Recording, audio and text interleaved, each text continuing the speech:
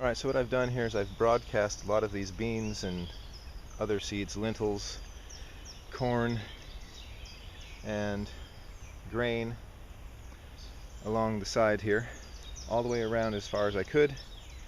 And I'm going to seed more sesame, poppy, and linseed, or rather flax, all over the place.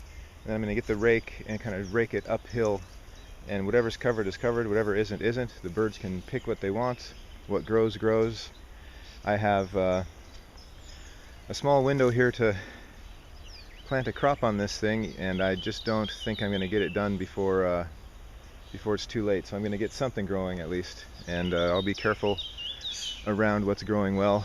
And maybe I won't be able to completely cover this with dirt this year, but I'll see what happens. It needs to dry out a lot before I can figure out what I can do and what I can't do. But I think I've reshaped this wall pretty well by the entrance, and that I have to work on a little bit more later. Other than that, I think it's going pretty well. Have to work with what you've got. I'll show you what I'm doing here. I'm raking from the bottom of the mound near the newly formed moat. I have broadcast seed all over this thing. So looking this way, you see sesame seed, corn, beans, lentils. There's a few piles of poppy. There is flax seed. There is, what else? Grain seed. I don't know. There were like 5 varieties of beans in the bag. So I've broadcasted everywhere, and sunflower seeds, as you can see. And I've got them everywhere because I broadcast it by hand. And so I'll show you a place where there's a lot. For example, you can see all those seeds down there. So what I'm doing is going from the bottom of the hill. I'm doing this and working the earth up, and hopefully working some of the seeds down a little bit further in. So like this, and then as you can see, you can't really see the seeds after that, so they're getting covered up. So that's my plan, is to work from the bottom, go up, and kind of bury some of the seeds to give them more of a chance, so that the birds get fewer of them. The birds will get some, but more are likely to survive this way.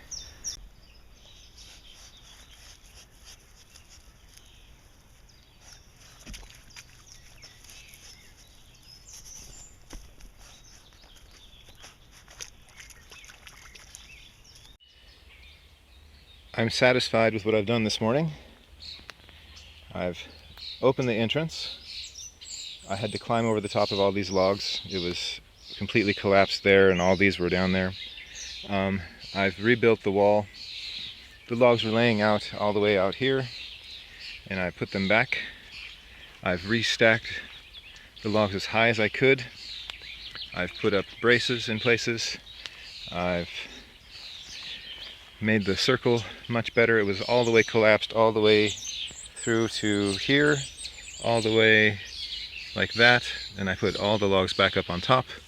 So now it's back to its almost original height as far as logs go. But as you can see, the dirt's not on top anymore. The dirt kind of sunk off the side, but in the end it will make the Hugelkultur more solid because the earth has settled, and whatever dirt I put on from the inside will hold it up against the dirt from the outside that's already settled. So